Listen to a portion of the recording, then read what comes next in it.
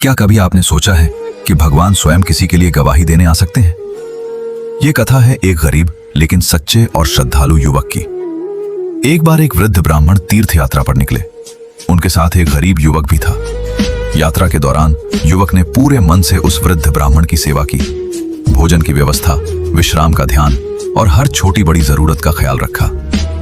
युवक की निस्वार्थ सेवा से प्रसन्न होकर ब्राह्मण ने भगवान श्री कृष्ण के मंदिर में खड़े होकर वचन दिया, मैं अपनी पुत्री का विवाह तुमसे करूंगा। यह वचन भगवान गोपाल की मूर्ति के सामने लिया गया था। लेकिन जब वे दोनों अपने गांव लौटे तो ब्राह्मण के परिवार वालों ने विरोध किया। उन्होंने कहा, हम अपनी बेटी का विवाह एक गरीब युवक से नहीं करेंगे। परिवार के दबाव में आकर ब्राह्मण अपने वचन से मुकर गया। युवक ने शांत स्वर में कहा, यह वचन आपने भगवान के सामने लिया था।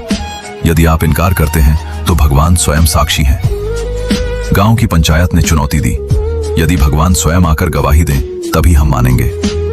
यह सुनकर वह युवक 1500 किलोमीटर पैदल चलकर वापस उसी मंदिर पहुंचा। वह भगवान गोपाल के सामने खड़ा होकर रो पड़ा, प्रभु, आपने सब देखा और सुना है, अब आपको ही मेरे लिए साक्षी बनना होगा। तभी मंदिर में एक दिव्य चमत्कार हुआ। भगवान गोपाल की मूर्ति से आवाज आई, मैं तुम्हारे पीछे पीछे चलूंगा, पर एक शर्त है, तुम कभी पीछे मुड़कर मत देखना। युवक चल पड़ा और उसके पीछे से पायल की मधुर ध्वनि सुनाई देती रही। जब वो अपने गांव के पास पहुंचा तो उसके मन में संदेह उत्पन्न हुआ। उसने पीछे मुड़कर देखा और उसी क्षण भगवान वहीं स्थिर हो गए। लेकिन उन्होंने सबके सामने सत्य की गवाही दी। ब्राह्मण को अपना वचन निभाना पड़ा। तब से उस स्थान का नाम पड़ा साक्षी गोपाल, क्योंकि वहां भगवान स्वयं साक्षी बने थे। सच्ची निष्ठा और अटूट विश्वास में इतनी शक्ति होती है कि भगवान भी भक्त के लिए चल पड़ते हैं।